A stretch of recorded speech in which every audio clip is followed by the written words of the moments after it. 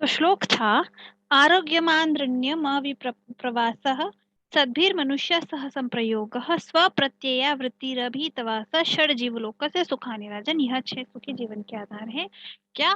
तो पहला है आरोग्यम, दूसरा है आंद्रण्यम यानी ऋणी न होना, तीसरा है अविप्रवास यानी घर से दूर रहना, नहीं रहना, प्रवास नहीं करना। किस लिए? जीविकोपार्जन के लिए अपने घर से दूर नहीं रहना पड़े, ये अव्यप्रवास। सद्भिर मनुष्य सह संप्रयोग यानी अच्छे मनुष्यों का साथ।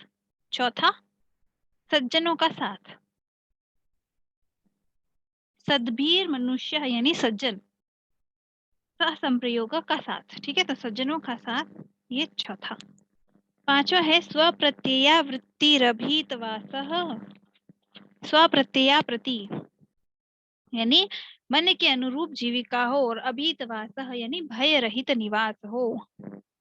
ठीक है, तो फिफ्थ है स्वप्रत्यया वृत्ति, स्वप्रत्यया वृत्ति खुद के अनुसार वृत्ति, और छठा अभितवास बिना डरे जीवन।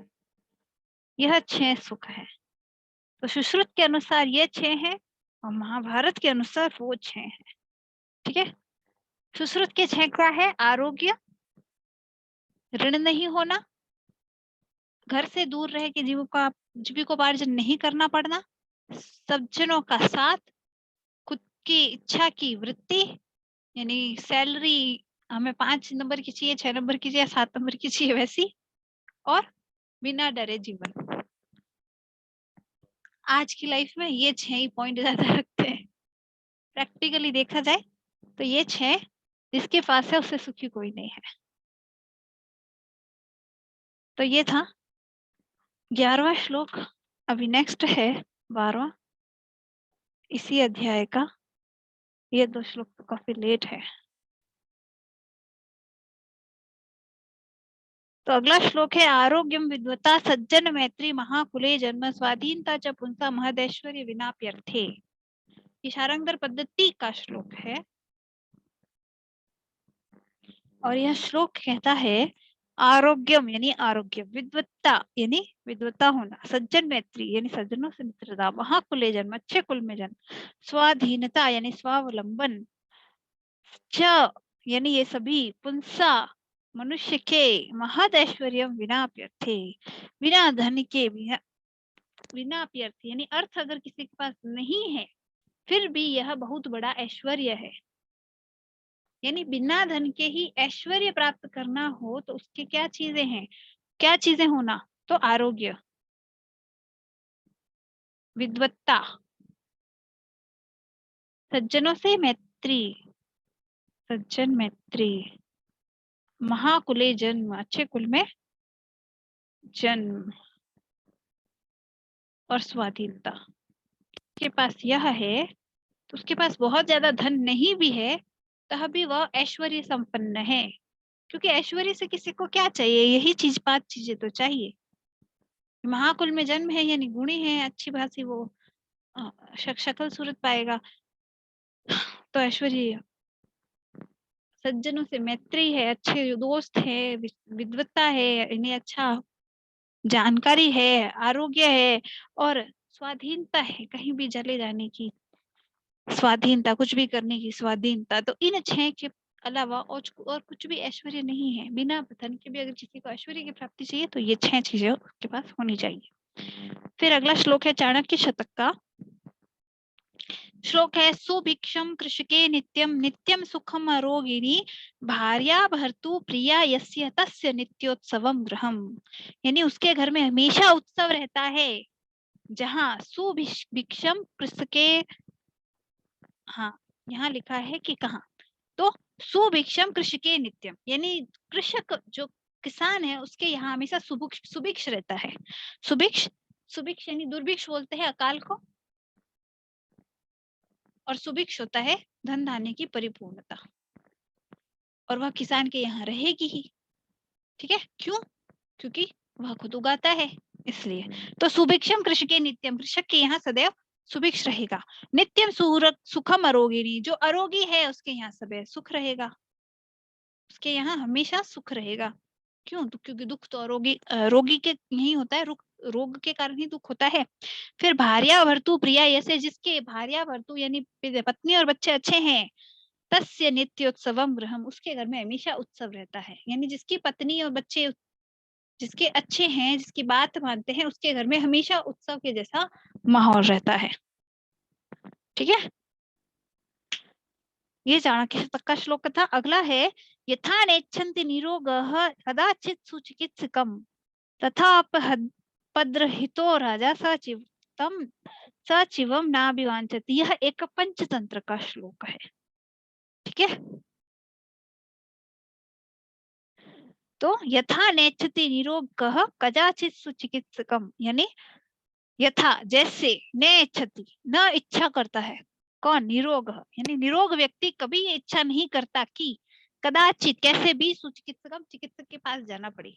यानी निरोगी व्यक्ति को जैसे कभी भी चिकित्सक के पास जाने की इच्छा नहीं होती, वैसे तथा वैसे आपद्रहितो राजा सचिवम नाभिचित्तति, यानी कि आपद्रहितो, आपत्तियों से मुक्त राजा सचिवम, सचिव यानी मंत्री, सचिव यानी उसके जो मंत्री वगैरह हुए, मंत्रीगण हुए, उनके पास ना अभिवांछति, उनके पास नहीं जाना चाहता।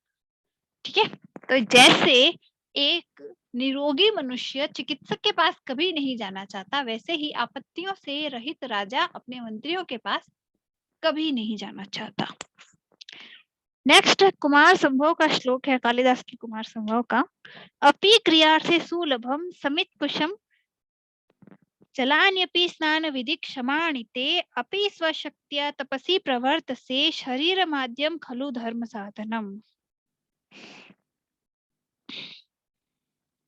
ठीक है, शरीर माध्यम खलु धर्म साधनम, ये एक सूक्ति के रूप में बहुत प्रचलित है। ये इतनी लाइन, क्या?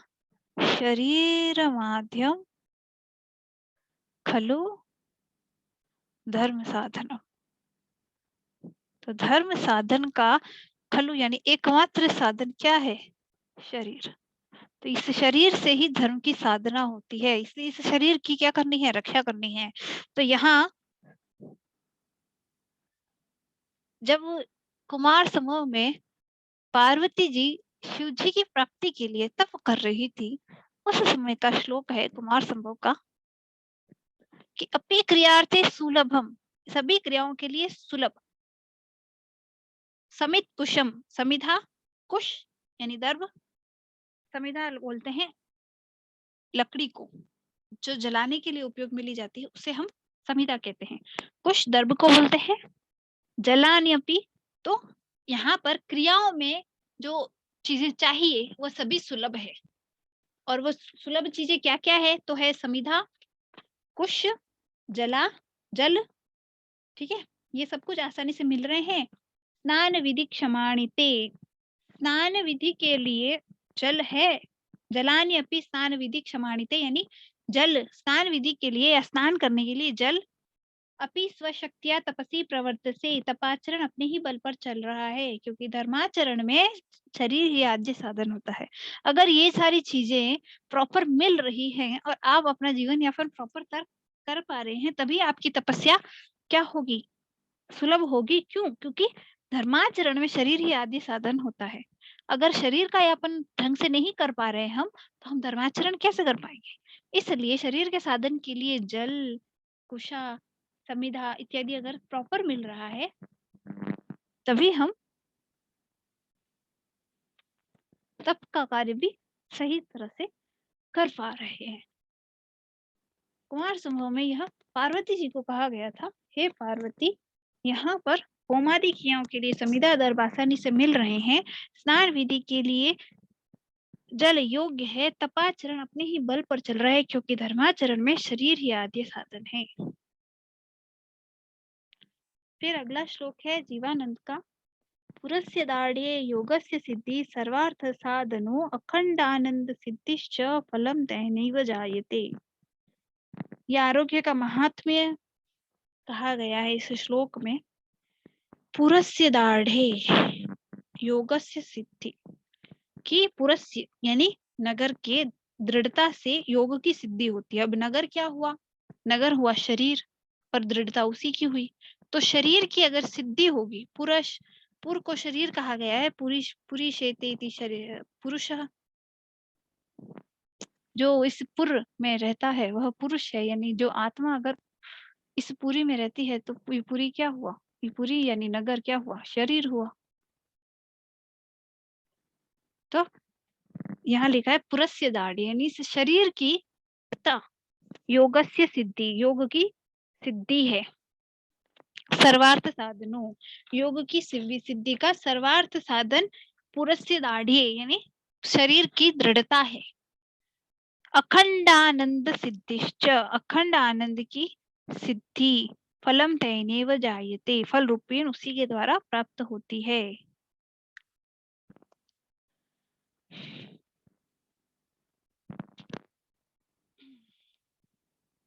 तो नगर दृढ़ होने पर योग की सर्वार्थ सिद्धि और शाश्वत आनंद प्रदायक सिद्धि फल रूपेण उसी के द्वारा प्राप्त होती है। यानी अगर शरीर दृढ़ नहीं है तो हम योग करके जो हम साधना करना चाहते हैं वह सिद्धि हमें प्राप्त नहीं होगी। लेकिन अगर शरीर दृढ़ है तो हम योग भी कर पाएंगे, साधना भी कर पाएंगे और उसकी सिद्धियां भी हमें फल के रूप में अवश्य प्राप्त हो जाएंगी।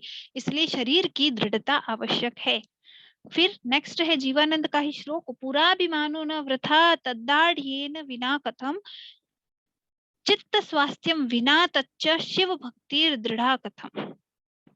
पुराभिमानो न वृथा, पुराभिमानो यानी अपने शरीर का अभिमान करना, यानी शरीर के स्वास्थ्य से प्रेम करना, न वृथा, वृथा नहीं है, व्यर्थ नहीं है। तद्दाढ़्येन विना कथम, उसकी दृढ़ता के बिना कुछ भी नहीं है। क्योंकि शरीर के स्वास्थ्य की इच्छा करना व्यर्थ नहीं है, क्योंकि उसकी दृढ़ता के बिना कुछ भी नहीं है। शरीर नहीं है तो कुछ भी नहीं है। तो इसलिए अगर कोई अपने शरीर की दृढ़ता की इच्छा करता है तो वह कभी भी व्यर्थ नहीं जाता। क्यों? चित्त स्वास्थ्यम विना तच्च शिव भक्ति दृढ़ा कथम। ठीक है, क्योंकि शरीर की दृढ़ता के बिना कथम, तद्दाढ़ेन विना कथम चित्त स्वास्थ्यम, यानी उसके दृढ़ता के बिना पुराभिमानो न वृथा, पुर यानी शरीर की इच्छा करना, अच्छे शरीर की इच्छा करना या शरीर स्वस्थ की इच्छा करना वृथा नहीं है। क्यों? क्योंकि उसकी दृढ़ता के बिना चित्त का स्वस्थ कहाँ रहेगा।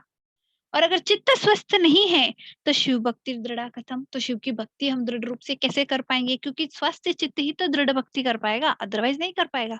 इसलिए अगर शरीर दृढ़ होगा तभी मन स्वस्थ होगा, और मन स्वस्थ होगा तभी हम शिव की भक्ति कर पाएंगे। इसलिए ऐसा नहीं है कि आपको अगर भक्ति करनी है तो आप शरीर की दृढ़ता को भूल जाएंगे। क्यों? क्योंकि अगर शरीर दृढ़ नहीं है तो यह भी संभव नहीं है।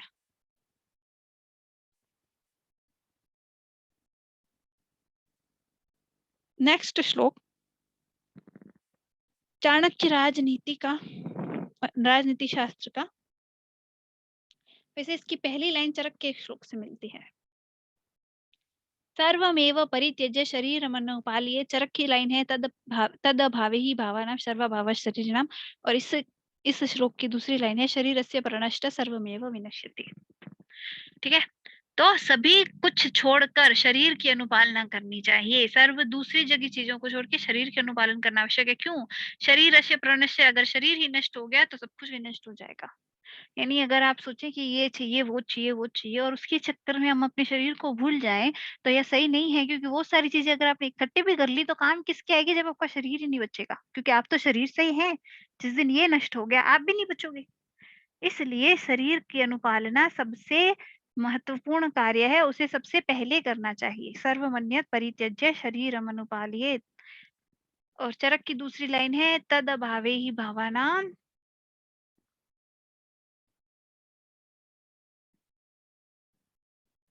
सर्वभावः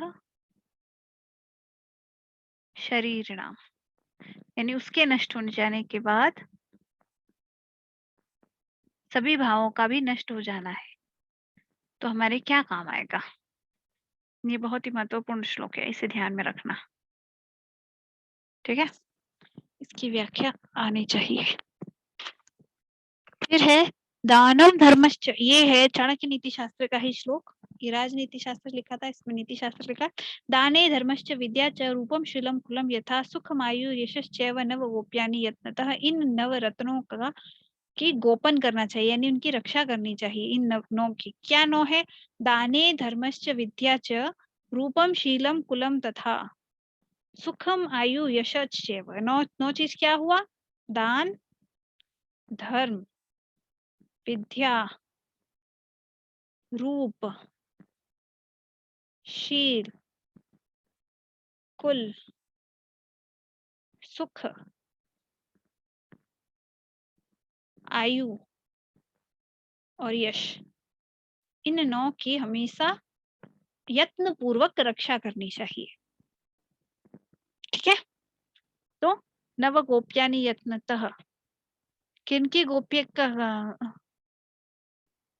यत्नेन कह गोप्यानि, तो इन नौ की यत्न से सुरक्षा करनी चाहिए। अगला श्लोक है अष्टांग हृदय का, जो सबने पढ़ा हुआ है। अष्टांग हृदय के प्रथम अध्याय का प्रथम श्लोक है ये। आयु कामय मानी न धर्मार्थ सुख साधनम आयुर्वेदे वदेशेषु विधेय परमाद्र। तो अर्थ है इसका, आयु कामय माने न धर्मार्थ सुख साधनम। तो आयु के कारण ही धर्म, अर्थ, सुख और सुख का साधन होता है। ठीक है, यानी धर्म, अर्थ और सुख का साधन भूत जो चाहता है उसे आयु की कामना होती है। इसीलिए आयुर्वेदोपदेशेषु, यानी आयुर्वेद में जो उपदेश दिए गए हैं, यानी आयुर्वेद यानी आयु की वेद में जो उपदेश हैं, जो आयु को बढ़ाने वाले उपदेश हैं, विधेय परमाद्र, उनका परम आदर के साथ विधि पूर्वक आचरण करना चाहिए। जिसको आयु की कामना है, क्यों आयु की कामना क्यों होती है? धर्म, अर्थ और सुख का साधन है क्या? आयु।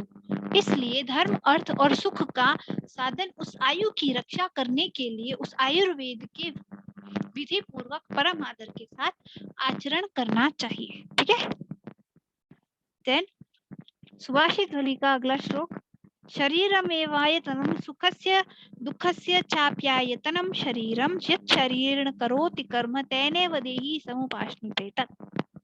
शरीरमेवायतनं सुखस्य दुःखस्य चाप्यायतनं शरीरम।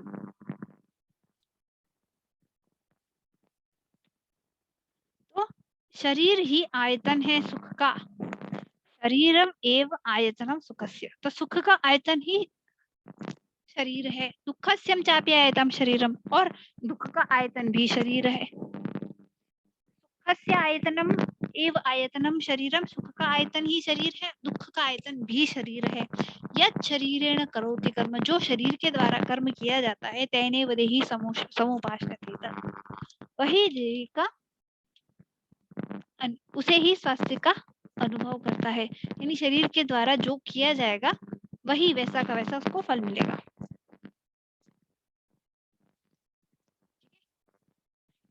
शरीर के साथ जो सही करेगा उसको सुख की प्राप्ति होगी, और जो शरीर के साथ अच्छा नहीं करेगा उसको दुख की प्राप्ति होगी। इसलिए अपने शरीर का ध्यान रखना आवश्यक है। क्यों? क्योंकि ये शरीर ही सुख का आयतन है, शरीर ही दुख का आयतन है। और अगर हमने शरीर का सही से ख्याल रखा है तो वह सुख का आयतन रहेगा, सही से ख्याल नहीं रखा है तो दुख का आयतन रहेगा। तो ये हमारे ऊपर है कि हम दुख का भोग करेंगे या सुख का भोग करेंगे। इसका अर्थ ये। अगला श्लोक रामायण का, शरीरो मानसो वापि किच्चित्तेन न बाधते संतापो वा वितापो वा दुर्लभमि सदा सुखम्। तो यह श्लोक लिया है रामचंद्र जी जब अपने पिताजी से कुछ पूछ रहे हैं, तो ये पूछ रहे हैं कि शरीरो मानसो वापि कच्चिदेनम न बाधते संतापो वा वितापो वा दुर्लभमि सदा सुखम। क्योंकि सदा सर्वदा शरीर स्वास्थ्य ही दुर्लभ होता है। क्यों? शरीरो मानसो अपि कच्चिदेनम न बाधते।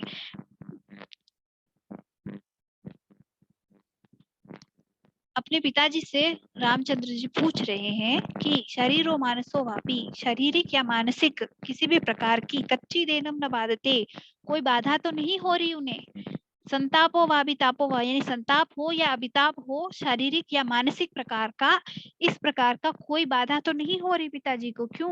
दुर्लभमी सदा सुखम, क्योंकि हमेशा सुख कर रहना शरीर का दुर्लभ ही प्राप्त होता है। तो वह अपने पिताजी के स्वास्थ्य के बारे में पूछ रहे हैं। जब भरत जी रामचंद्र से मिलने जंगल में जाते हैं, तब रामचंद्र जी को पता नहीं होता है कि उनके पिताजी का स्वर्गवास हो गया है, उनके वनवास के बाद में होता है। तो जब वो भरत जी उनसे मिलने जाते हैं, तो वो अपने पिताजी का स्वास्थ्य पूछने के लिए ऐसा पूछते हैं कि सारी सो मानसो वापी कच्ची देनम दमादते, उन्हें कोई शारीरिक या मानसिक बाधा तो नहीं हो रही है, संताप या अभिताप तो नहीं हो रहा है, क्योंकि हमेशा सुख होना दुर्लभ ही प्राप्त होता है। ठीक है, यह है इस श्लोक का अर्थ। देन आगे बढ़ते हैं। गरुड़ पुराण का है, कस्य दोषः कुले नास्ति व्याधि न को न पीड़ितः केन न व्यसनम प्राप्त श्रिय कस्य निरंतरा। यानी कहना चाहते हैं कि कस्य दोषो कुलो नास्ति, कुले किस कुल में दोष नहीं पाया जाता, व्याधि न को न पीड़ितः, और मतलब ऐसा कोई कुल नहीं है जो कभी दोष को प्राप्त नहीं होता, ऐसा कोई नहीं है जो कभी व्याधि से पीड़ित नहीं होता। केन न व्यसनम प्राप्त, ऐसा कोई नहीं है जो कभी किसी व्यसन से पीड़ित नहीं हुआ हो। श्रिय कस्य निरंतरा, और किसकी श्री यानी संपत्ति निरंतर रहती है। ये इस संसार में जो अनित्यता है, जो अनिरंतरता है, उसको बताने का श्लोक है। क्योंकि गरुड़ पुराण वैसे भी इस जीवन और उसकी व्यर्थता को बताने का साधन एक तरीके से वो बता रहा है कि इस जीवन में सब कुछ चीजें नश्वर हैं। तो उसी को बताते हुए उन्होंने इस श्लोक में यह कहा है कि ऐसा कोई कौन सा कुल है जिसमें कभी दोष नहीं हुआ, या ऐसा कौन सा व्यक्ति है जिसे कभी व्याधि नहीं हुई हो, ऐसा कौन है जिसने कभी व्यसन को प्राप्त नहीं किया हो, और किसकी संपत्ति है जो हमेशा निरंतर रही है, वो अभी कभी निरंतर नहीं रहती है। ठीक है, तो ये उन नश्वर चीजों को बताते हुए कह रहे हैं कि सभी चीजें नश्वर है, कुछ भी कभी भी नष्ट हो सकता है। फिर इसका आखिरी श्लोक जो चरक का है, इस चैप्टर का आखिरी श्लोक जो चरक का है, आत्मानमेव कन्येत कर्तारं सुख दुःखयोः तस्मात् श्रेयस्करं मार्गं प्रतिपद्येन तरसते। आत्मनेव मन्येत, अपने आप को ही मन्येत मानना चाहिए, कर्ता किसका? सुख दुःखयोः, अपने सुख दुख का कर्ता अपने आप को ही मानना चाहिए। तस्मात् श्रेयस्करं मार्गं प्रतिपद्येत न त्रसेत्, उसके बाद श्रेयस्कर मार्ग का हमेशा अवलंबन करना चाहिए, फिर कोई डरने का कारण नहीं होता। यानी अपने सुख और दुख का कारण खुद ने अपने आप को मान लिया है और उसके बाद श्रेयस्कर मार्ग का चयन किया है, तो उसको कभी दुख नहीं होगा। क्यों? क्योंकि वो अपने लिए फिर अपने आप ही वही मार्ग चुनेगा जो उसके लिए सुखकर होगा। तो सबसे पहले हमें ये जानना जरूरी है कि हमारे सुख और दुख का कारण हमारे अपने ही कर्म होते हैं। उसके बाद अगर हम अपने कर्मों को चुनेंगे तो वह कभी भी दुख की प्राप्ति हमें नहीं करवाएंगे। यह इसका अर्थ है। तो यह पंचम अध्याय सभी को समझ में आ गया?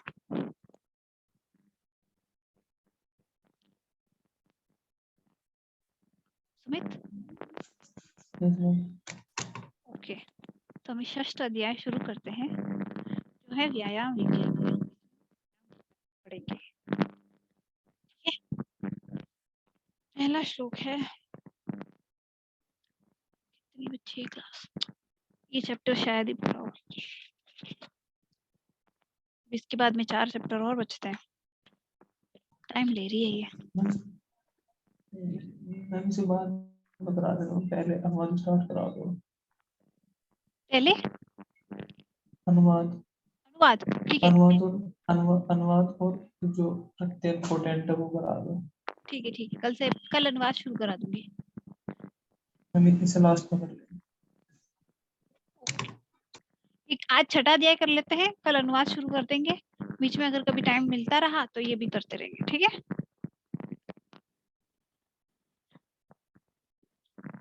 आज तो पढ़ लेते हैं छठा अध्याय। ठीक है, छठा अध्याय पढ़ते हैं। तुल भ्रम गुणाकर्ष धनुराकर्षणाद भी आयामो विदोंगानाम व्यायाम इति कीर्तिता। ये व्यायाम की परिभाषा धनुर्वेद के अनुसार है। तुल यानी मुद्गर, ठीक है, तुल भ्रम जो मुद्गर होता है उसको घुमाना, गुणाकर्ष यानी रस्सी खींचना, धनुराकर्षण धनुष का आकर्षण यानी धनुष को ऐसे प्रत्यंचा वगैरह खींचना होता है ना, वो आदि भी, ये सब कुछ जो है आयामो विविधो अंगानाम, और शरीर के विभिन्न जो आयाम है, व्यायाम इति कीर्तिता, उन्हें व्यायाम कहते हैं। ये धनुर्वेद के अनुसार व्यायाम की परिभाषा है। कि मुद्गर को घुमाना, रस्सियों को खींचना, धनुष की टंकार करना या उसका आकर्षण करना, यह और विविध अंगों का विविध आयाम में स्थापित करना, यह सब कुछ व्यायाम कहलाता है धनुर्वेद के अनुसार। दूसरा श्लोक है शरीर आयास जनकम कर्म व्यायाम संगीतम। मिस्टेक करिए, व्यायाम संगीतम। तो जो शरीर में आयास यानी थकावट उत्पन्न करे वह कर्म व्यायाम की संज्ञा प्राप्त करता है, यानी उसे व्यायाम कहते हैं। ठीक है, जो शरीर में थकावट उत्पन्न करे वह व्यायाम है। यह व्यायाम की परिभाषा है सुश्रुत के अनुसार। तो अगर व्यायाम की परिभाषा पूछ ले तो वहां ये नहीं पूछेगा किसी के अनुसार, जो याद है वह बोल देनी है। तो मुझे लगता है ये सबसे ज्यादा इजी है याद करने की। शरीर आयास जनकम कर्म व्यायाम संगीतम, यानी जो शरीर में थकावट उत्पन्न करे वह व्यायाम है। देन व्यायाम स्थैर्य कराणाम, व्यायाम स्थैर्य को उत्पन्न करने वाला होता है, यह चरक की परिभाषा है।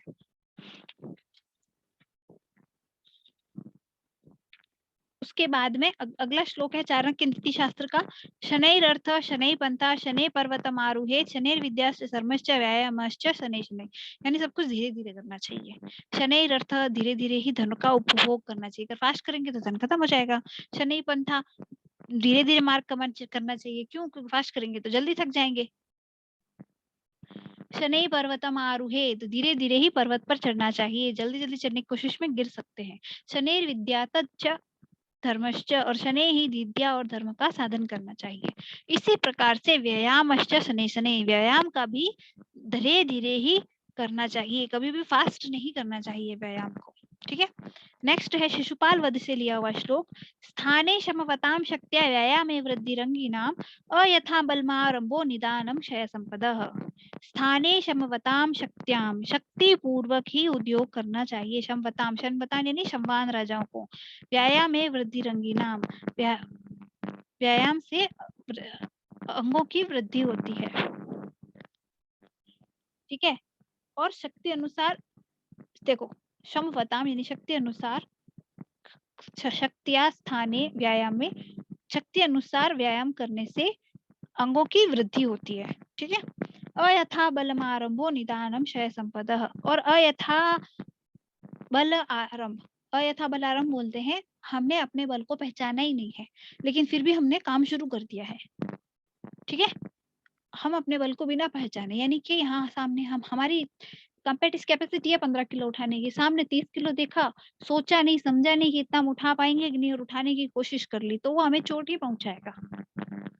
अयथा बलमारंभ उसको बोलते हैं कि हम अपनी शक्ति को पहचाने बिना, हमें पता ही नहीं है कि हम 30 मीटर की तैराकी कर सकते हैं या 20 मीटर की तैराकी कर सकते हैं।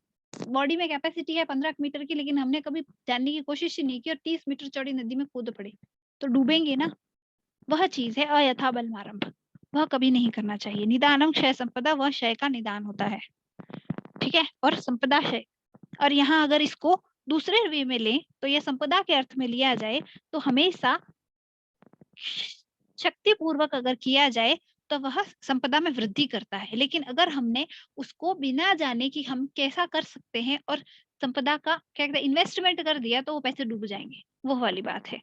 तो यह दोनों तरह से लागू होता है, अगर इन्वेस्टमेंट लेवल में देखा जाए और या फिर बॉडी का इन्वेस्टमेंट व्यायाम के रूप में देखा जाए तो शक्ति पूर्वक ही कुछ काम करना चाहिए, अयथा बलमारंभ नहीं करना चाहिए, ये ध्यान रखना है। जब हम राजयक्ष्मा पढ़ेंगे तो उसमें 4 जो मेन कारण है ना, 4 जो उसके मुख्य निदान है, उसमें अयथा बलमारंभ और साहस भी होते हैं, यानी जब बिना जाने हम अपनी शक्ति को कुछ भी शुरू कर देते हैं। ठीक है, ये श्लोक समझ आ गया शिशुपाल वध का। देन अगला है चरक का। इसी विषय में ये लिया गया है पक्का राजयक्ष्मा से, जैसे मैंने बताया ना।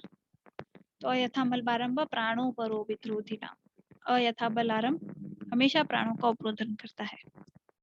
कैसे करता है मैंने एग्जांपल देके बता दिया। हमें पता ही नहीं है हम कितना उठा सकते हैं, अगर हम ये जाने बिना कि हमारी कितनी कैपेसिटी है और उससे अधिक का कार्य उठा लेंगे तो फिर हमें नुकसान ही है उससे, वो होता है अयथा बलारंभ। ठीक है, फिर है शकुंतल का श्लोक। मेदश्छेद कृशोदरं लघु भवत्युत्थान योग्यं वपु सत्त्वानामपि लक्ष्येत विकृतिमिच्छितं भयक्रोधयो उत्कर्षं स च धन्विनां यदि शव सिद्ध्यन्ति लक्ष्ये चले मिथ्याव व्यसनं वदन्ति मृगयामी दृग विनोदः कुतः। ठीक है, यहाँ एक्चुअल में क्या है कि शकुंतल में जब दुष्यंत मृगया के लिए जाते हैं तो मृगया की तारीफ करते हुए वो बता रहे हैं, उसे व्यायाम बता रहे हैं और लोग उसे व्यसन बताते हैं। इसी चीज को टालते हुए कहते हैं मेदस छेद कृशोदर, मेद का छेदन करके उदर का कृश होना यानी उदर का पतला होना। लघु भवति उत्थान योग्यम, लघु भवति उत्थान योगम वपु, वपु यानी शरीर उत्थान योग्य हो जाता है और लघु हो जाता है। सत्त्वानामपि लक्ष्यते विकृति मच्चित्तम भ्रयकोधयो, यानी जिन प्राणियों का शिकार किया जाता है उनके चित्त पर भय और क्रोध का प्रभाव होता है। ठीक है, सत्वानामपि यानी उन प्राणियों पर भी लक्ष्यते लक्ष्य करने से विकृति मत चित्तम भय क्रोधियो, उनकी विकृति में अचितम भय और क्रोध को देखने को मिलता है। उत्कर्ष च धन्विनाम, ठीक है, हमारी जो बाण वेद करना है वह भी यानी धनुर्विद्या है उसमें भी उत्कर्ष होता है। यदि शव सिद्ध्यंती लक्ष्य चले, यानी हमारा जो लक्ष्य है वह भी चल लक्ष्य भी सिद्ध हो जाता है। ठीक है, यानी जब चलना चलता हुआ लक्ष्य है उसको हम जब धारण करते हैं, मतलब अगर हम धनुर्विद्या की प्रैक्टिस जो फिक्स्ड लक्ष्य होते हैं उस पर करते हैं और वही चल लक्ष्य पर करते हैं, तो चल लक्ष्य पर अगर हमारा वेदन सही जाता है तो यह धनुर्विद्या की भी एक अच्छी परीक्षा है। ठीक है, मिथ्या व व्यसनम वदंती, इसको मिथ्या ही व्यसन कहते हैं। मृगयामी दृग विनोद कुतः, मृगया के जैसा मनोविनोद और कहाँ होगा। क्यों? क्योंकि मृगया से क्या मिल रहा है,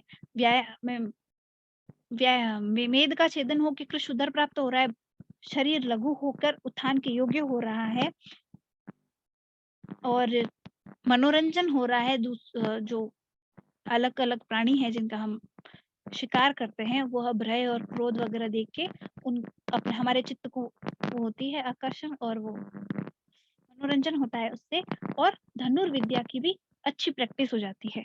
तो इससे अच्छा मनोविनोद और क्या हो सकता है। यह शकुंतल से लिया हुआ है। फिर चंड कौशिक का श्लोक है खिन्नम विनोदयति मानसामतनोति स्थैर्यं चले वपुषि लाघवमादधाति उत्साह बुद्धि जननीं रणकर्म योग्यां राज्ञां मृधैव मृगया वसनं वदन्ति। ठीक है, तो यहाँ पर भी मृगया के ही बारे में बात की गई है कि खिन्नम विनोदयति मानसम आतनोति, खिन्नम विनोदयति जो खिन्न है उसके लिए विनोद है। ठीक है, मानसम आतनोति मन के क्षेत्र को विस्तृत करती है। स्थैर्यम चले वपुषी, शरीर में स्थैर्य और चलता आती है। लाघवम आदधाति, वपुषी लाघवम आदधाति। ठीक है, तो जो चाल है वह स्थिर होती है, अंगों में स्थिरता आती है। उत्साह बुद्धि जननी रण कर्म योग्यम, उत्साह और बुद्धि की वृद्धि होती है और रण कर्म के योग्य हो जाते हैं। ठीक है, रण कर्म योग्य युद्ध कर्म का अभ्यास कराती है। राज्ञा मुदेव मृग्या वसनम वदंती। ठीक है, राजाओं की मृग्या को व्यर्थ ही व्यसन कहते हैं, वह इतना सब कुछ कार्य करती है। ठीक है, इसलिए राजाओं के लिए मृग्या काफी इंपॉर्टेंट काम हुआ करती थी। देन दशकुमार चरित का अगला श्लोक है देव यथा मृगया ह्योपकारिकी न तथा न्यत अत्र हि व्यायामोत्कर्षाद अपत्सूपकर्ता दीर्घाद्वलंघन क्षमो जंगाजवः कफापचयादारोग्ये मूलाशयाग्निरिप्ति मेधापकर्षादंगानां स्थैर्यकारकस्य लाघवादिनी शीतोष्णवात वर्ष क्षुत पिपासा सहत्वम्। तो देव यथा, हे राजन, यथा जैसा, मृगया ह्योपकारिकी न तथा न्यत, जैसे मृगया उपकारी है वैसा कुछ भी नहीं है। मृगया के जैसा कोई दूसरा खेल उपकारक नहीं होता है। ठीक है, अत्र ही व्यायामोत्कर्षात्, इससे क्या होता है, व्यायामोत्कर्षात्, व्यायाम का उत्कर्षण होता है। आप सूप करता, ठीक है। दीर्घाद व लंघन क्षमो, यानी जो हमारे जंग और जव है वह दीर्घाद व लंघन क्षमो, यानी बहुत लंबे मार्ग पर चलने के जैसे सक्षम हो जाते हैं, ठीक है। कफापचयाद, कफ के अपचय से आरोग्य मूलाशय अग्निदीप्ति, आरोग्य आरोग्य होता है और अग्नि की दीप्ति होती है, जठराग्नि दीप्त हो जाती है। मेदापकर्षाद अंगाना, मेद के अपकर्षण से अंगों में स्थैर्य का आकर्ष लागवादिनी, स्थैर्य आकर्ष्य यानी आकर्षित हो जाते हैं, आकर्षक बनते हैं अंग, उनमें स्थिरता आती है और उनमें लघुता आती है। शीतोष्ण वात वर्षा शुद्ध पिपासा सहत्वम, यानी शीत उष्ण वात वर्षा शुद्ध और पिपासा की सहन करने की क्षमता भी उत्पन्न होती है। मृगया से होने वाले फायदों में ये कुछ और गिनाए गए हैं दश कुमार चरितम में। फिर हठ योग प्रतिपिका का है अगला श्लोक, हटस्य प्रथमांगत्वादासनम पूर्वम उच्यते। हठ योग का प्रथम अंग कहते हुए आसन को सबसे पहले कहा गया है। कुर्यात तदासनम स्थैर्यम, और उन आसनों को करने से स्थैर्य, आरोग्य और अंग लाघव होता है, ठीक है। हठ योग प्रदीपिका का है, हठ योग का प्रथम जो अंग है उसको आसन बताया गया है और उसे सबसे पहले वर्णित किया गया है, और यह बताया गया है कि वह आसन करने से शरीर में स्थिरता आती है, आरोग्य होता है, मतलब शरीर रोगी नहीं हो पाता, और अंगों में लघुता उत्पन्न होती है। देन नेक्स्ट है मत्स्य पुराण का श्लोक, आरोग्यम भास्करात् सिद्धेत धनमिच्छेद धुतनाशनात् ज्ञानम महेश्वरादिच्छेद मुक्तिमिच्छेद जनार्दनात्। तो किससे क्या क्या मांगना चाहिए, तो आरोग्यम भास्करात् सिद्धे, मतलब आरोग्य की भास्करात् यानी सूर्य से, ठीक है। इच्छेद इच्छा करनी चाहिए, ठीक है। धनम इच्छेद दुताशना, दुताशन यानी अग्नि से धन की इच्छा करनी चाहिए। ज्ञानम महेश्वराद इच्छेद, महेश्वर से ज्ञान की इच्छा करनी चाहिए। मुक्ति मिच्छेद जनार्दन, और जनार्दन से यानी विष्णु से मुक्ति यानी मोक्ष की इच्छा करनी चाहिए, ठीक है। तो शंकर जी से ज्ञान की, विष्णु से मोक्ष की, अग्नि से धन की और सूर्य से आरोग्य की। दुताशन यानी अग्नि, महेश्वर यानी शिव, और जनार्दन यानी विष्णु, और भास्कर यानी सूर्य। तो सूर्य से आरोग्य की, अग्नि से धन की, शंकर जी से ज्ञान की और विष्णु से मोक्ष की इच्छा करनी चाहिए। ये हुआ इसका। देन नेक्स्ट श्लोक है, आदित्य से नमस्कारम ये कुर्वन्ति दिने दिने, जो सूर्य को रोजाना नमस्कार करते हैं, दिने दिने यानी दिने दिने, अगर इसका हम करें समास तो हो जाएगा प्रतिदिने, ठीक है। तो दिने दिने यानी प्रतिदिन, आदित्य से नमस्कारम ये कुर्वन्ति दिने दिने जन्मांतर सहस्रेशु दारिद्र्यम नोपजायते, यानी हजारों जन्म जन्मांतरों तक दारिद्र्य उत्पन्न नहीं होता है। अगर जो प्रतिदिन सूर्य का नमस्कार यानी सूर्य नमस्कार का व्यायाम, जो सूर्य नमस्कार व्यायाम है जिसमें 12 आसन होते हैं, 12 क्रियाएं होती है, उसको जो रोज करता है उसे जन्म जन्मांतर तक दरिद्रता उत्पन्न नहीं होती। सीधी सी बात है, जो आरोग्य है उसको दरिद्रता वैसे ही नहीं होता, जिसके पास आरोग्य है उसको दरिद्रता वैसे ही नहीं आ सकती, क्योंकि वो अपने शरीर से कार्य कर सकता है, और जो ये आसन करेगा उसको आरोग्य रहेगा, इस तरह से। नेक्स्ट 13वां श्लोक, परिश्रमो मिताहारो भूकता अश्विनी सुतो, यानी अश्विनी कुमार किसके सूचक है, वो देवताओं के भिषक के रूप में है, ठीक है। तो ये बोल रहे हैं भूगत अश्विनी कुमार, यानी इस धरती पर जो अश्विनी कुमार है वह 2 अश्विनी कुमार कौन है, परिश्रम और मिताहार। परिश्रम यानी मेहनत करना, और मिताहार यानी यह जानकर भोजन करना कि हमें कितना खाना है, बहुत कम नहीं खाना, बहुत ज्यादा नहीं खाना, जितना खाना चाहिए उतना ही खाना, ये मिताहार है, ठीक है। तो परिश्रम और मिताहार ये भूमिगत यानी भूमि पर रहने वाले अश्विनी कुमार हैं। तावनादृत्य नैवाह वैद्यमन्यम समाश्रय, इनका अनादर करके नैवाहम मैं कैसे, वैद्यमन्यम समाश्रय किसी अन्य वैद्य का आश्रय नहीं करूंगा, ठीक है।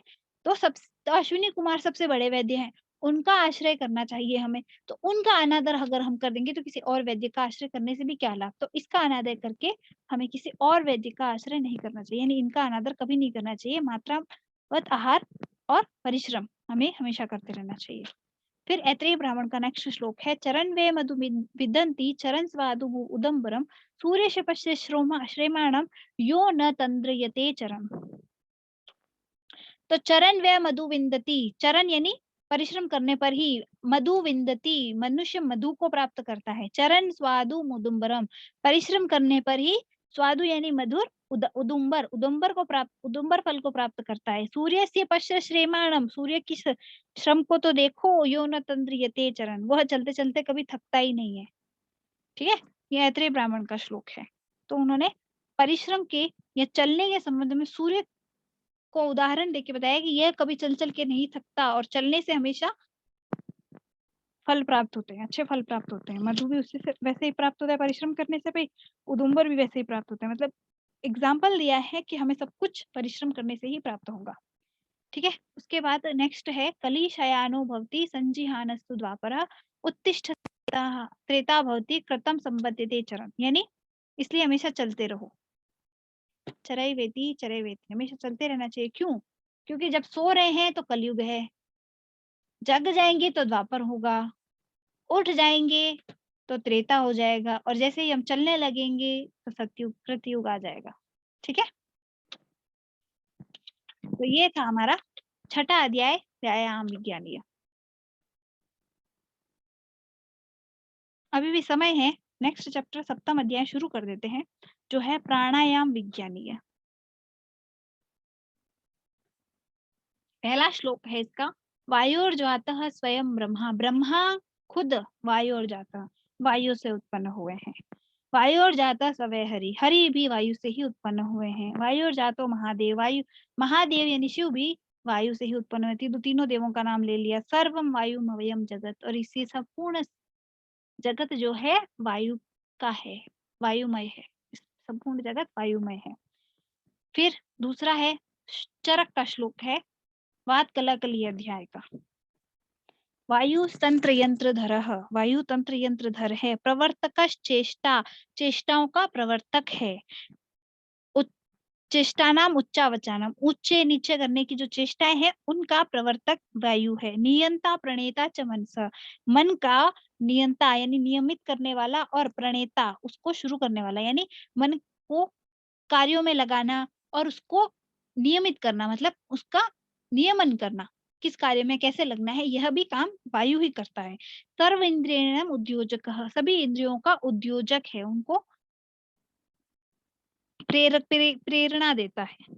ठीक है, सर्वेंद्रियार्थानाम अभिवोढा, सभी इंद्रियों को प्रेरणा देता है। आयुषो अनुवृत्तिर प्रत्ययभूत, आयु की और मन को ले जाने वाला और प्रत्ययभूत भी वायु ही है। ठीक है, क्योंकि बात क्लियर में आधे से ज्यादा चैप्टर में वायु के ही लक्षणों को बताया गया है, और उसमें वायु एक्चुअल में वहां पर क्या है, पहले वायु जो शरीर से बाहर है उसके लक्षण बताए हैं, फिर शरीर के जो अंदर है फिर उनका कंपैरिजन किया है, और फिर उसको सबसे महत्वपूर्ण बताया। उसके बाद कफ और पित्त को भी महत्वपूर्ण बताए हुए चैप्टर खत्म हो गया। और यहाँ पर एक वो भी है, क्या कहते हैं, संगोष्ठी, मतलब सेमिनार टाइप, सभी ऋषियां एकत्रित होकर जो काम कर रहे हैं वो।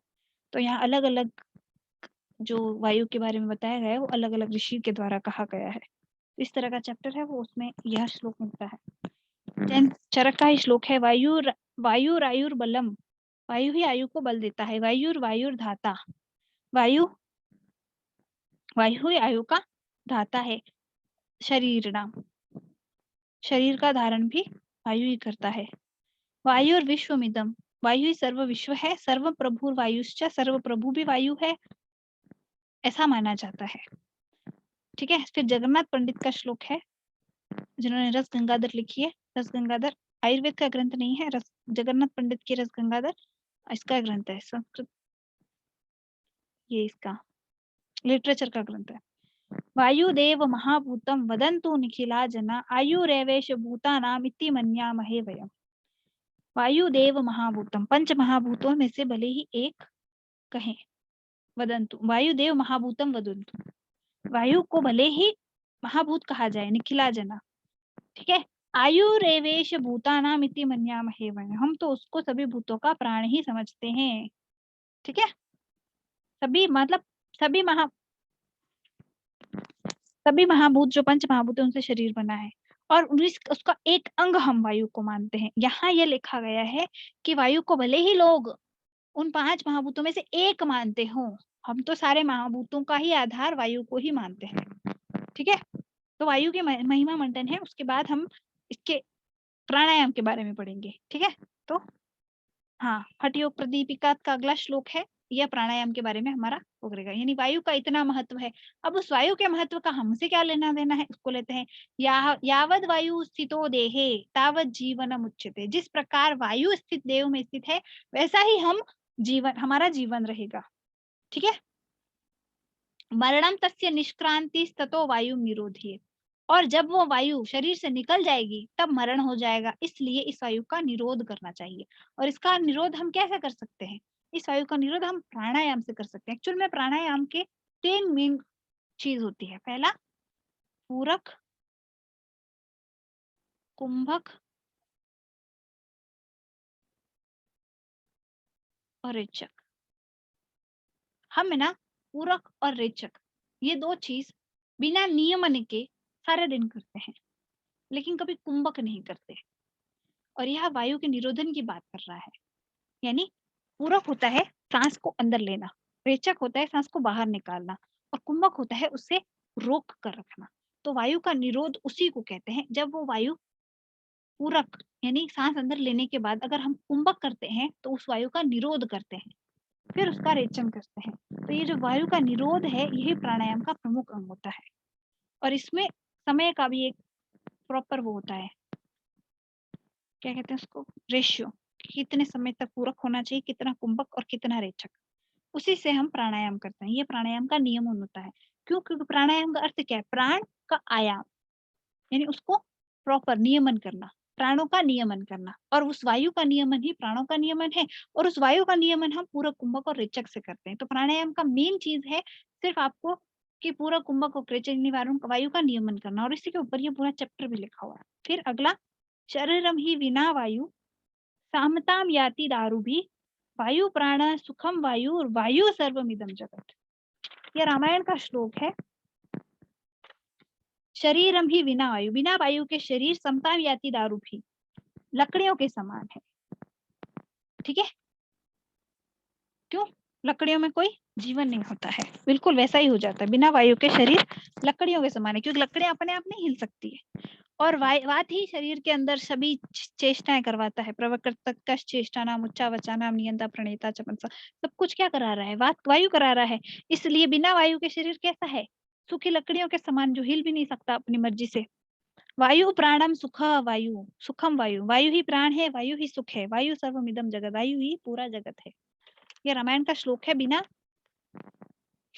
वायु के कुछ भी नहीं हो सकता, ठीक है। फिर अथर्ववेद का एक श्लोक है, प्राण माहुर मात्र विश्वन वातो प्राण उच्यते। प्राण को मातृश्वा कहते हैं और वायु ही प्राण है। प्राणे ह भूतम भव्यम च, भूत भविष्य भी प्राण के ही द्वारा है। प्राणम प्राणे सर्वम प्रतिष्ठितम, प्राण ही वर्तमान सर्व प्राण में ही अधिष्ठित है। क्यों? प्राण नहीं हैंगे तो कुछ भी नहीं है जीवन में।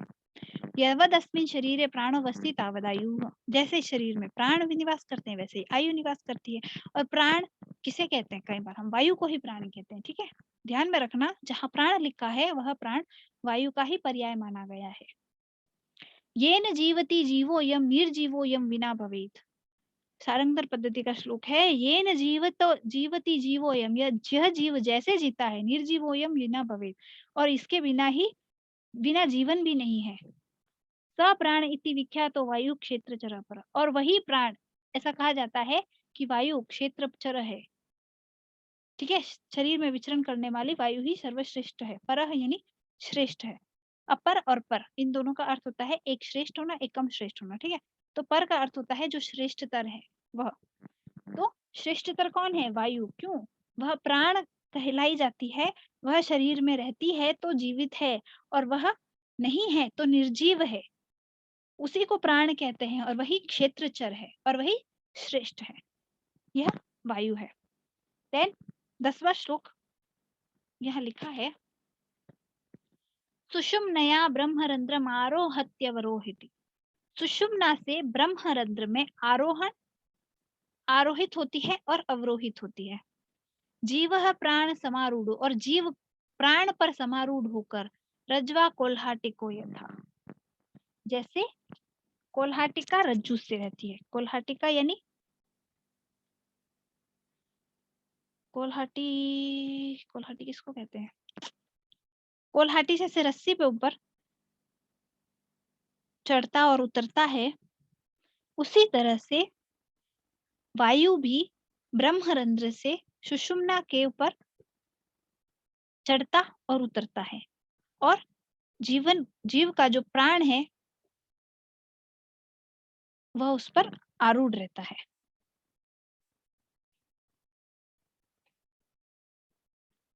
और इसी तरह से जीवन व्यापार चलता है। यह शारंगधर दीपिका का है, लेकिन यह प्राणायाम का डीप महत्व बताने वाला है, गहन महत्व बताने वाला बड़ा ही डीप श्लोक है। सुषुम्नया, सुषुम्ना नाड़ी बोलते हैं, और उसको हम इससे स्पाइनल कॉलम से भी वो कर सकते हैं। बाकी सुषुम्ना यहाँ कही जाती है। दक्षिण नासाद्वार और वाम नासाद्वार में से एक होती है इड़ा और एक होती है पिंगला, और मध्य में रहती है सुषुम्ना। ठीक है, तो जब नासाद्वारों से वायु ऊपर चढ़ती है और नीचे उतरती है, तो उसका डायरेक्शन एक तरीके से ब्रह्मरंध्र की ओर है। ब्रह्मरंध्र बोला जाता है जो हमारा फ्रंटल लोब है, मतलब फ्रंटल ये जो फ्रंटोपैराइटल जो सुचर है, इसका मिडल जगह जहाँ पर एक न्यूनेटल के स्पेस रहता है हड्डियों में, उस स्थान को ब्रह्मरंध्र कहा जाता है। तो इसकी डायरेक्शन नेजल जो हम एयर लेते हैं, जब वो इनहेल करते हैं तो उसकी डायरेक्शन बिल्कुल वही होती है। इसलिए उसकी डायरेक्शन वही कही जाती है कि उस डायरेक्शन में आरोहण और अवरोहण वायु का पूरे दिन चलता रहता है। उसी को इन्होंने जीव के ऊपर नीचे होने को बताया है, और उसी से जीवन चलता रहता है, और जैसे ये रुकता है जीवन भी रुक जाता है।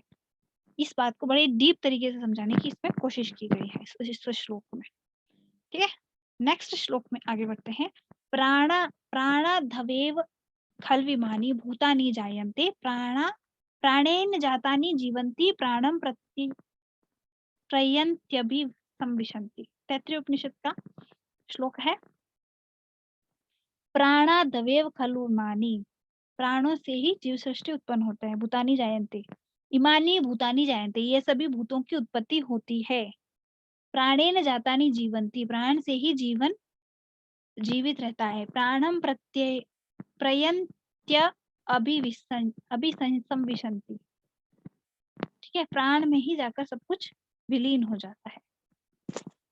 तो प्राण से ही ये सब कुछ जन्म होते हैं, प्राण से ही यह जीवन जीते हैं, और प्राण के नष्ट होने पर ही ये सभी कुछ नष्ट हो जाते हैं।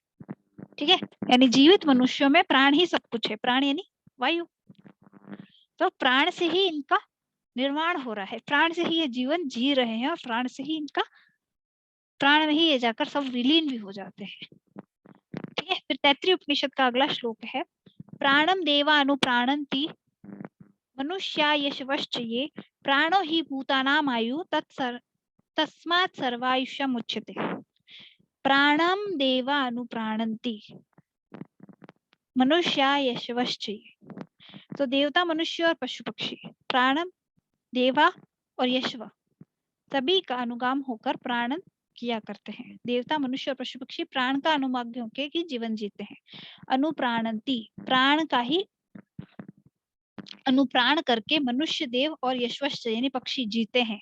प्राणो ही भूतानाम आयु, प्राण ही भूतों की आयु है, यानी प्राणियों की आयु है। तस्मात् सर्वायुषम उच्यते, इसलिए वह सर्वायुष कहलाता है। सभी जीवों को आयु प्रदान करने वाला सर्वायुष कहलाता है। कौन? प्राण। और यहाँ प्राण क्या है? वायु। सर्वमेवत आयुर्यन्ति ये प्राणम ब्रह्मोपासते, तो ये प्राणम ब्रह्मोपासते, जो प्राण की ब्रह्म रूप से उपासना करते हैं, सर्वमेवते आयुर्यन्ति, वह पूर्ण आयु को प्राप्त करते हैं। प्राणो ही भूतानाम आयु, प्राणियों की आयु भूतानाम आयु यानी भूतों की या प्राणियों की आयु प्राण ही है, तस्मात् सर्वायुषम उच्यते, इसलिए उसे सर्वायुष कहते हैं। ठीक है, तो दूसरी लाइन इन दोनों में सेम है, पहली लाइन में ही परिवर्तन है। फिर आथर्वणि आंगिरसीर देवी मनुष्यजा उत औषधया प्रजायन्ते यदा त्वं प्राणजिन्वसि। तो यहाँ पहले वे ध्यान देने की है कि 4 प्रकार की औषधियां होती है, आथर्वणी, आंगिरसी, दैवी और मनुष्यजा। ठीक है, ये 4 प्रकार याद रखना, ये इंपॉर्टेंट बात है। ठीक है, तो श्लोक का अर्थ है आथर्वणी, आंगिरसी, दैवी और मनुष्यजा, इस 4 प्रकार की औषधियां प्रजायन्ते, औषधियां होती है, यदा त्वं प्राणजिन्वसि, तो जब तक तुम प्रेरणा करते हो, शरीर में रहते हुए प्राण, जब तक शरीर में ये प्राण है तब तक ये चारों कार्य करती है शरीर पे। जब ये प्राण नहीं है तो इन चारों का शरीर में कार्य होना बंद हो जाता है, इसलिए ये महत्वपूर्ण है। क्या? प्राण महत्वपूर्ण है। यदा त्वं प्राण जिन्वसी, प्राणों से ही सब कुछ है, प्राण यानी वायु, प्राण वायु जिसे कहते हैं।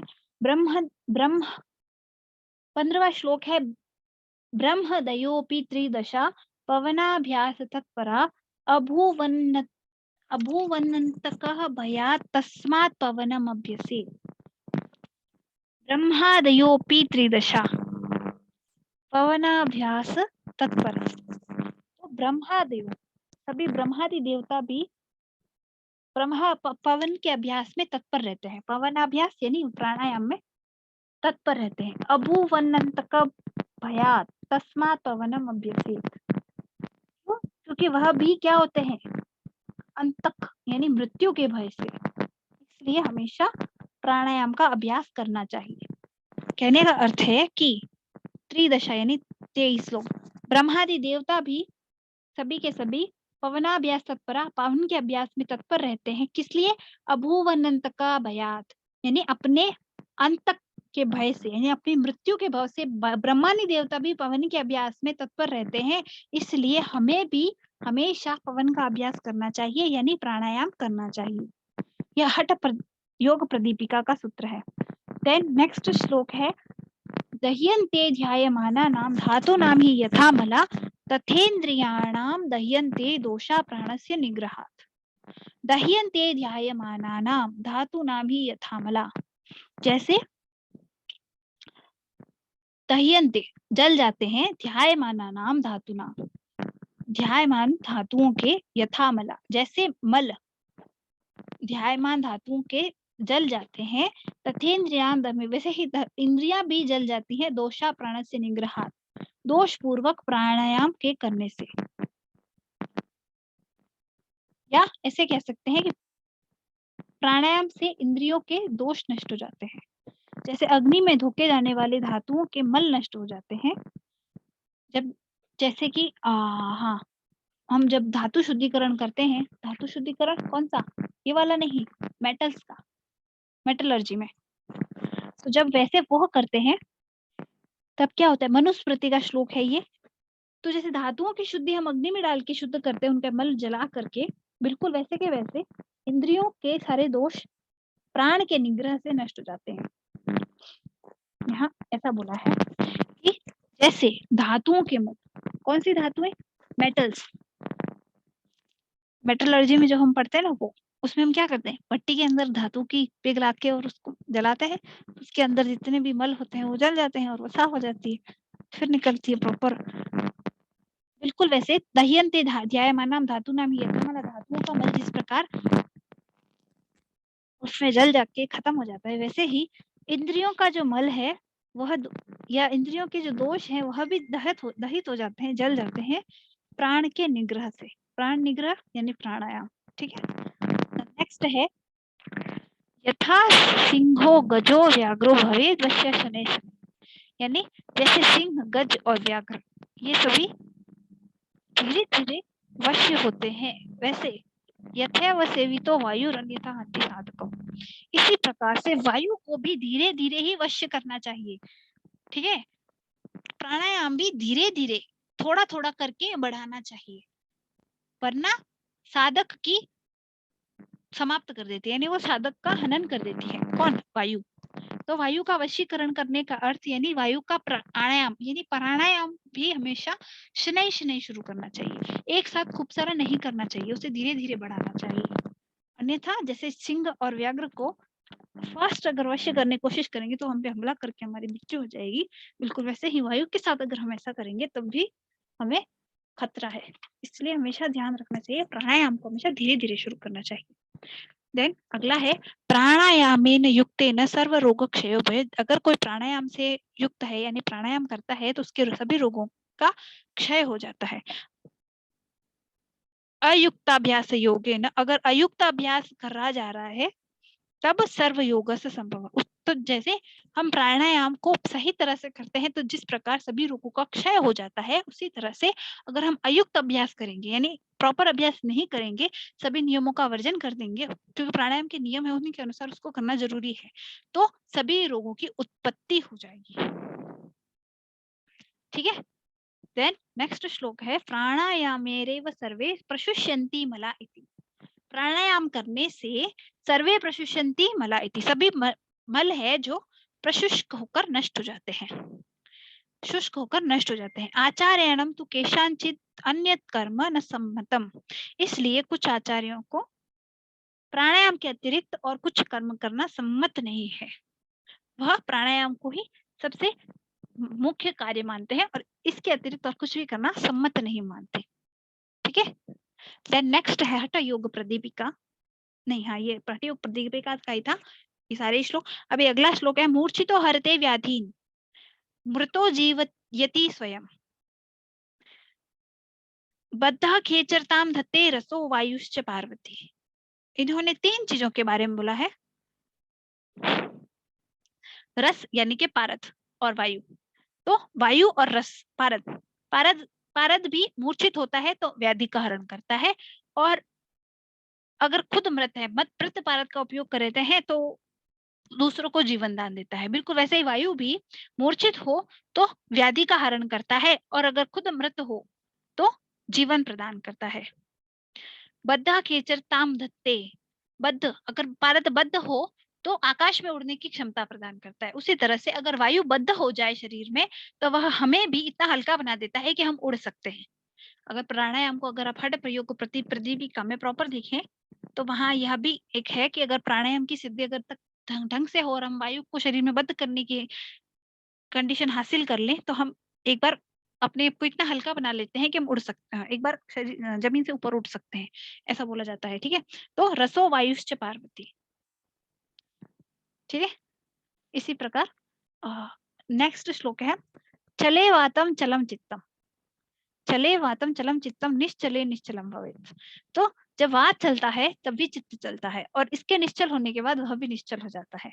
योगी स्थाणुत्तमाति ततो वायु निरोधयेत्। इसीलिए योगी को स्थानित्व प्राप्त करने के लिए नित्य प्राणायाम करना चाहिए। क्यों?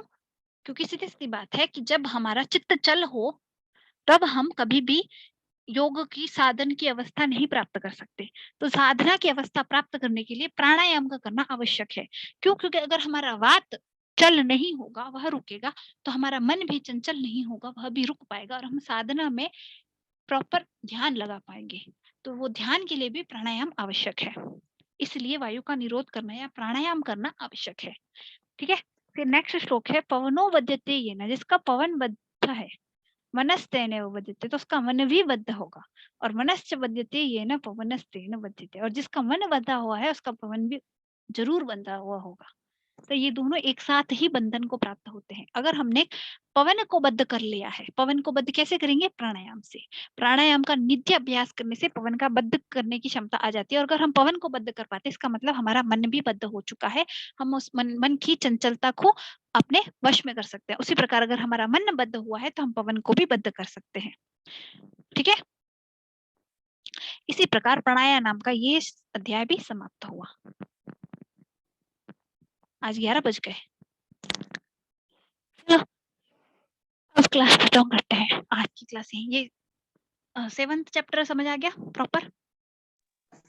Yes ma'am. ओके।